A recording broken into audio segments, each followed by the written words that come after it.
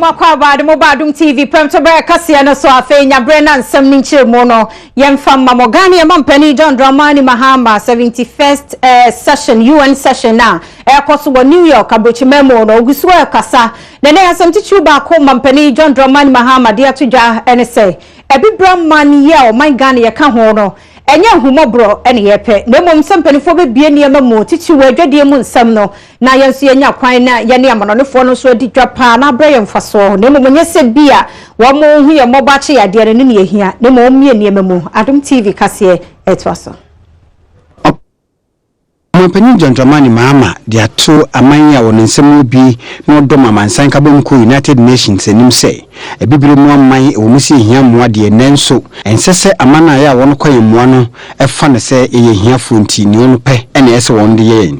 ɔmampanyine sɛ sie me bibire mu aman kwan ne ahye na fon mu sika mu sie mfa nya adwuma ɛbɛdu birebi no amansan aman ya ono gyen sɛ wono edi mu mpo no anhwe ya wono ento yɛn Ghana mampanyine de nsɛm itudwa ɛwɔ United Nations General Assembly hyedi ɛto so de so baako a ɔma na konya ɛma ne kokasa wase no ase. Removing subsidies to farmers of the advanced world will create an even playing field for African farmers to compete. Removing revenue and non-revenue barriers to African produce would give African agriculture a fighting chance. Mr. President, some of the young Africans who hazard the desert and the Mediterranean Sea to cross to Europe from my country are young poultry farmers or other entrepreneurs who sell their shops and undertake the journey because they can no longer compete with the tons of frozen chicken dumped on African markets annually, or the adverse business environment they have to face. Africa does not need your sympathy or overseas development assistance. Africa needs a fair chance to trade with the rest of the world and amongst ourselves. Enyechi no de tudwa say eya na ebinum kasa bibire mu amampanyimfo no wono nti wona manfo ase anya no kre wose so ba o man Ghana mu a na de hye oda wona no be so pepem aduonu enson nenso so hwese de saa nipa dodo nyinara ehye ne se de wonye na dwuma no a onya ho abotre a wona na de hye etena nti yedi adanse se bibire mu amampanyimfo no wono mu nyemimfo. Ghana has a fiercely independent media with hundreds of newspapers and radio stations. And I always say jokingly to my colleagues that in Ghana, I have 27 million presidents, all of whom know my job better than I. And every morning, on the political talk shows across the country, my fellow citizens can be heard coaching me on how to do my job and what my responsibilities are as president.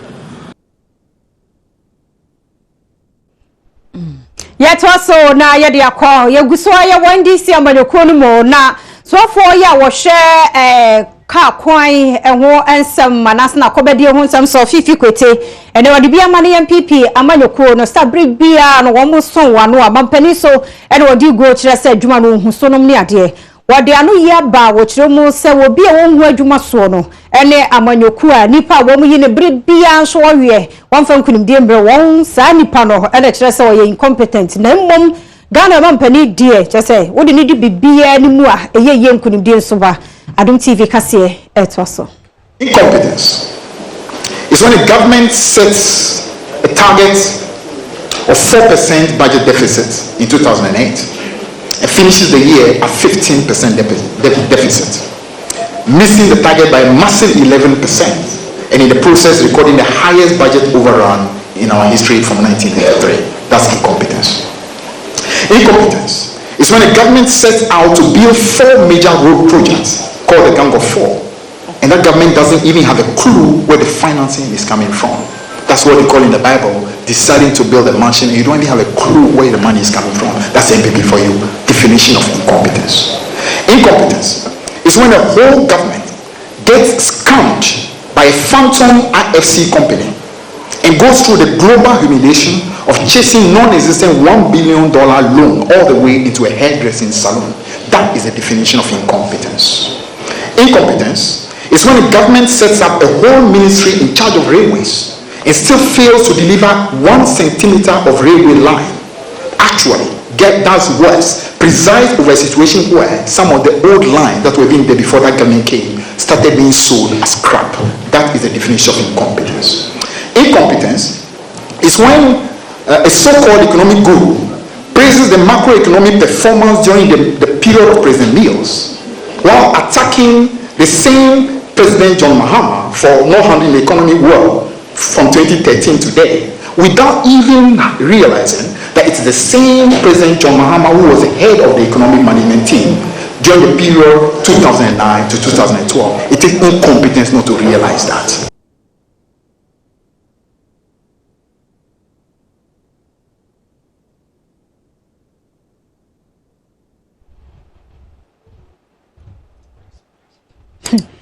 Yentwa so na yankwa yansan foforo mo na wo de kwa asante mantem a na se PPP amanyoko franka tuni Dr. Papa Kasee Ndum bonto aye mu odene e o mantam ni mo na ho no wakohye bo Kumasi krodua mu e kire se dwuma de wo pa amanyoko e bebo wa dwuma mu aye PPP ya wo no tu won franka anti Ghana fo tichi wona wa osekrom wo hwe sa fi aboto no de onde be ma Dr. Papa Kasee Ndum na adwuma ehun da ubo no won mo enya bi Adom TV Kasee di na ntoa na wo bo e wa santimantem na chi de ntoa so no eba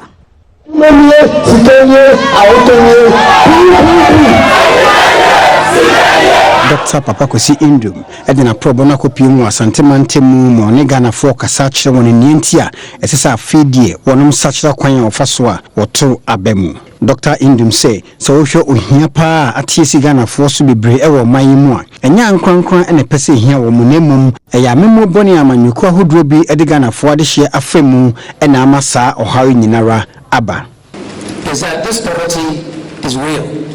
This poverty is self-inflicted. This poverty is unnecessary. This poverty is preventable. And this poverty is looking for leadership with practical experience to lead this nation, selfless people to lead this nation without regard to political affiliation, religious affiliation, ethnic, none of that. So the best can take care of the problems that we have, and I believe that it is possible. Dr. Papa Kasee Ndum ko so kire na dwene wo kwan be fa so amemu mu be ye hare so akire mu se oman ya memu no ye trem konkronkura ene amantimamantimu a eyade a Ghana fo bedi. The lack of proper decentralization in governance. Some of them wanted to become MPs and they failed, and so the party in power says you can become a chief executive. Some is a party something or whatever becomes a chief executive. And so these people are more interested in the politics than they are interested in development. And they are more responsible and responsive to the president in Accra than to the people right there in their communities. And so if you have a leader in the community in whose hands the resources have been put, and he or she is thinking about other things, how in the world are you going to have development occur and poverty reduce in a local area? Yeah, top Premotobre Kasee no so na ya dia konsam foforo mo na so ni nyina no e fa abato mo nsam de o memo posi sanhene John Kudalo e free ase e bonto akọ police stations ahodo o memo na nkran tama wode akopie mu watama menai sama odi to dwa no se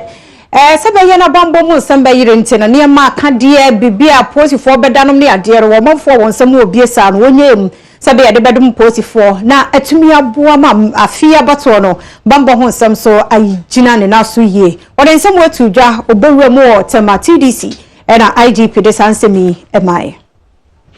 We as a police institution is preparing towards the elections,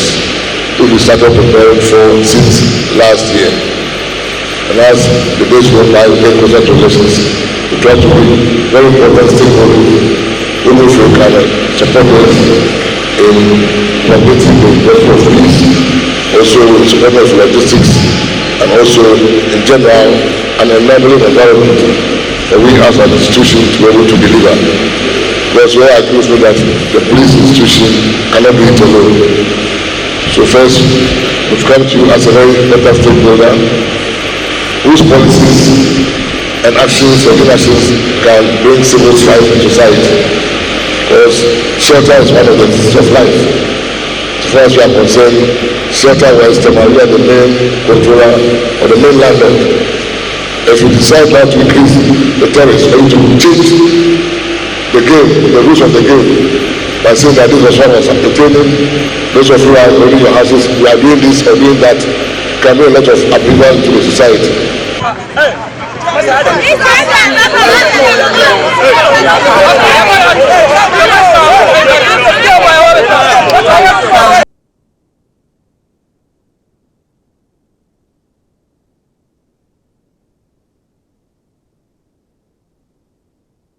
Yatoso na MPP amanyo ko Franka Tuni na nadodan kwa kufuadu wo sege ewo enkramantam emu na pro no odi akwhye so na ho ena nanado sem odi atudwane se Ghana ya mampani John Dramani Mahama so odi mfie wo hakura kan ho omei wontumi emu wo kiremu a mampani Mahama ne yandisi amanyo ko no atete mei se kontebe nti ehu hia se Ghana fo ye besa akoto aba atumi no ya de bema NDC to aso no Adom TV Kasee edeba John Dramani Mahama government oh I'm 100 years amanya amechuni wao amanya amechuni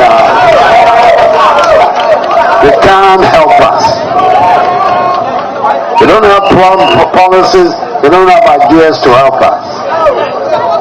Yes, I don't want that government ni baba ni policies baba ni bawa policies ni kemichumo baba make a sababa Ghana. What touch come on Ghana see how many you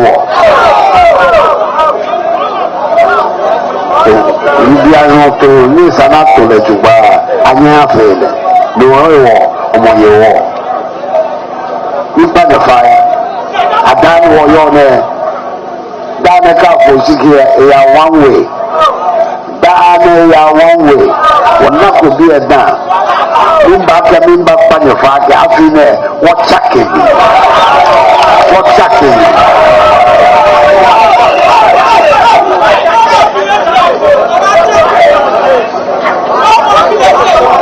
ya benenya ba kwena mi sure ba nefe le lakisi kenya checking me iye ka gama wo sure there the bananke ibi baba wo ba checking Nichimo baba Ghana, Shika baba Ghana, one walk be one free senior high school education, National Health Insurance Service, no more about to make our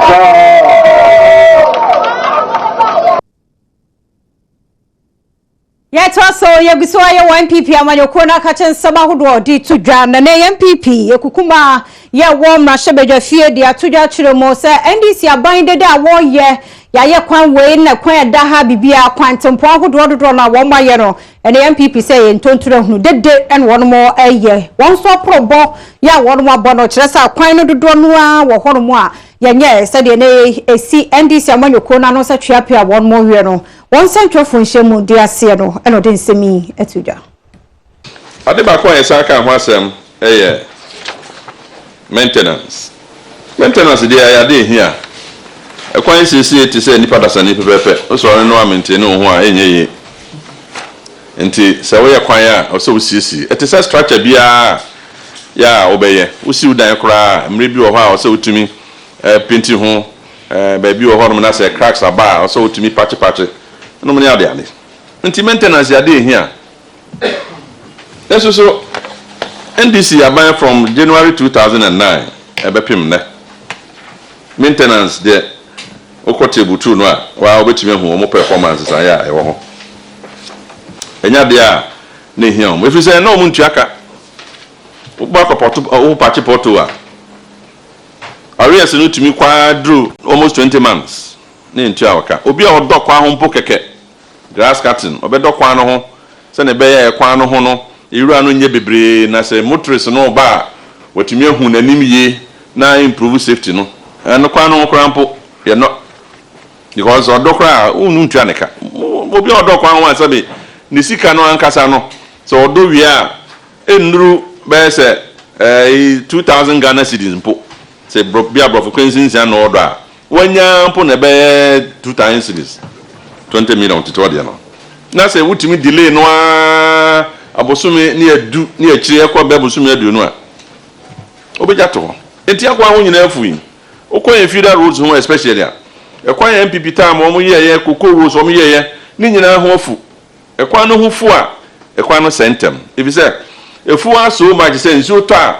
gota no ekwan no nchanchen enti nsuo no ntire se nka be flow laterally into the drains no nsuo no ntumi nkọ because ncha na efu a mna ye kwae enti na nsuo no nyina nam kwa no so saa along the longitudinal slope na sape na kwa na sen esu nsuo no egu kwa so a o se nsuo no ba binkum ne nifa na be gugota no uko yomo ya kwan na engineer for na ese akwan ne enemy ne tamfo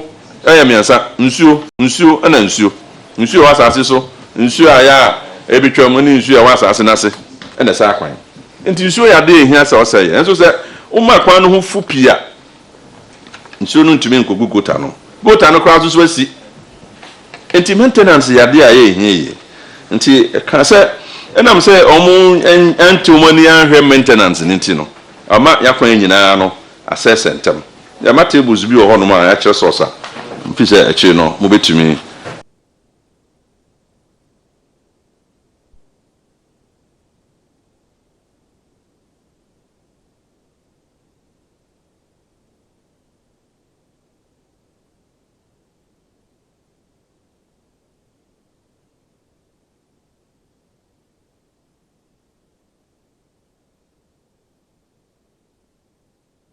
Yanta so na yankoyan samfufro mu dia osu manche ni okwei kenkado wona eden sama tudwa na sam yetietia wo chirema osu kasa braso sa ban nyemu ema nananom ewo osu atanakunya na womfa enye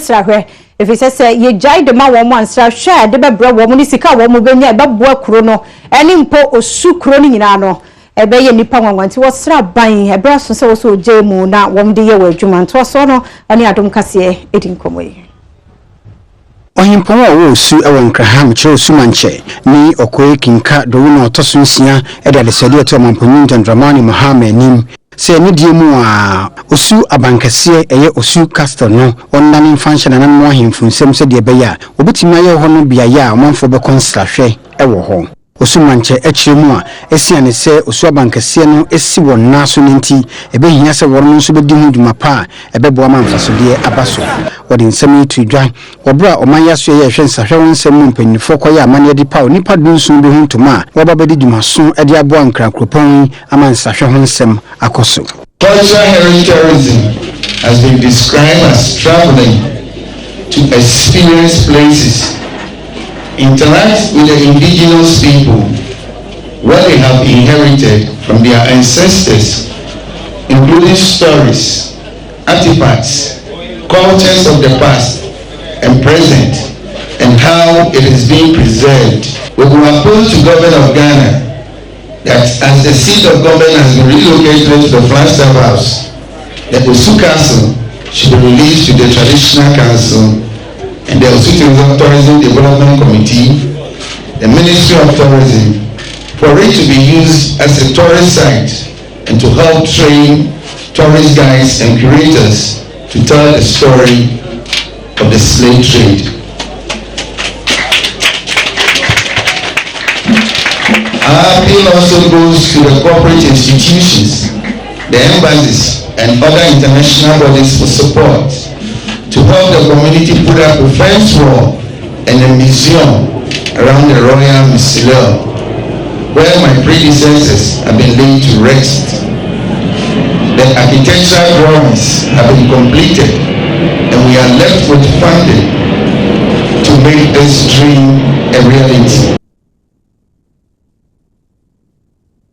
Ode ya boso body Kasee ma Adom TV ne Adom FM na ni nyina no gina ye modern bo ya ye botum se kuro bi wo ho no mo ho kire wo mo papa kwanye ensuo wo mo ni sa ne ma ni nyina sempanifo bi wo mo te ba bi a wo mo hwe no na nei nam so ode abaso body Kasee ama Adom TV ne Adom FM we adwumaden a ye First National Trustee wo Trade Union Congress ora John Anafo ede de sabas body yi ebo Adom TV ene Adom FM a bre kro no aso ne agina ho bienti ye den to so no eba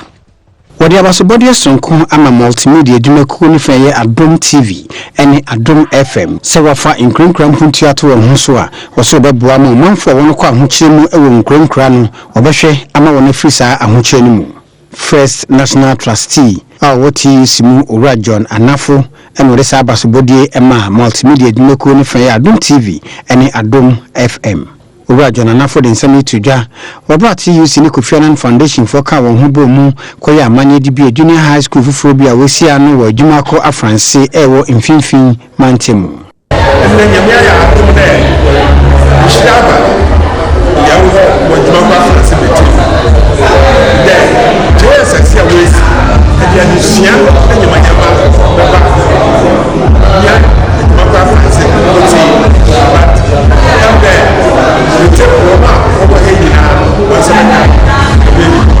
na school you are sure chede ye wo tala atila na cry ye mama na mrofona wo internet cafe odumedie no ase no ohine wo adwuma ko afranse na nakwawo enuma otoso nan ede tudwa se ne nam so ntia ye nkrenkura yentumi enyampuntuo no eya hyede ampanyifo ya de bia wode wonani konkru Kasee mu se won besiesie wo sense ko behwema enkura no so etumi nya impuntuo. So we in Ghana really developed Accra town. And that's all. That's why Accra is so big. Everybody goes to Accra. Everybody goes to Accra. Everybody goes to Accra. And you see, because those in Accra are all populated. Now,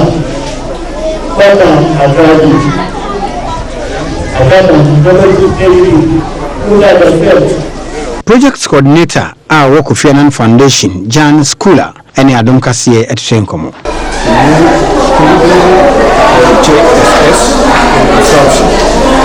It's the force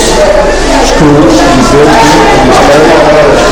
with very strong 25 years.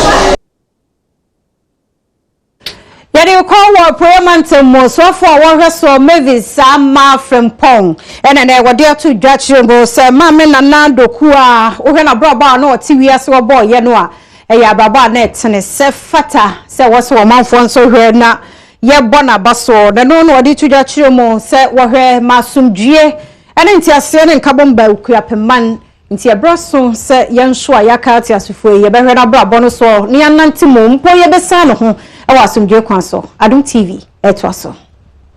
a Premotobre musuafo no nyamfo Mavis ama frempon e dia to Ghana for titiri no free a Premotobre nim se bibiara obi aye e wiase mu no onka hunu se obebubra pasa de be ya ofiri mu a na chi ye beka no ho abakosempa a kire nchirima ose ade be ma nani age so oni benya ade hye bia oni free Premotobre a oni betietia na nadoku a wanya ne be bi kwa na mu se de be ya de bi ye beka wono mu so ho nsempa wode nsame tudwa ebra wode niema bi koma na nanu ahemfo bedwa wono mo ekuapem se ekuapeman ba hema na nadoku a wofiri mu no na yi ahyehyede a wono mo beye no wonfa nka ne wode beye no senna ye nyina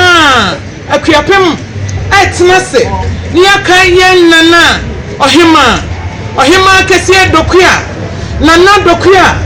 wo share over 40 years se wo begina ema over 50 years se wo begina homa ema a ebo akuapem nso ankan ko akọ anim no na hu hia se aban yenso ye beka mo ho na ye kai ohema dokua no kwasem ni wo hye ne nana ebeye wo akuapem ane Eastern region etituru nyamesumu a na oyobi a ye ema a wode governance ahye yensa no ye hye nana brabo a na hye yenkran se yenso ye hye no esia daache daache Eastern region peace ane akuapem asumdwe no ye betumi ade aba efise akuapem trefo opanyini kwa me bekwan ene Adom Kasee na mane before Maxwell Kudoko tetenkoma mo tra hyede a wono maye ade afa oba hima ho ene yodrada okuda ye de kai awufude na de didi aye soronko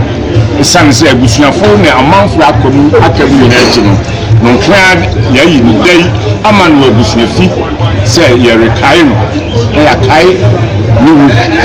ye won hye bebre na yenya danadi yet also na yakoyan some from Dr. Lawrence Ajimansre border chaya wono wokokolegu efa kommamu nsam yade no ne ade on ehweso ene wode atodwa sa fibia no wiase nyina nipa ya wo mu wo ewa akoma yare mu no ha mu nchemu dunson na chiripo ba akwedoso ti wakoto asre na ose ye bia boya hu ban de free akoma yare mu no Ghana ene abibre ne biase amanyina ne yehwe ne yemfanya adwuma one Adom Kasee edin komoyi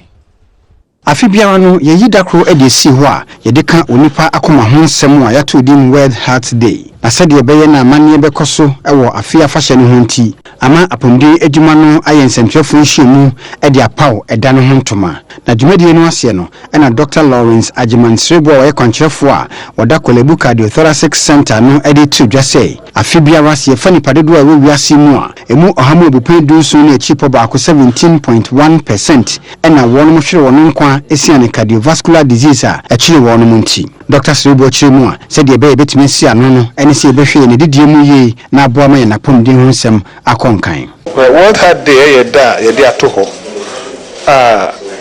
ewiase nyina ye pese nkofo ehunu enoma ebema akoma yare aba wo mo so nti ye no na ye pese nkofo te se disi ade enso eba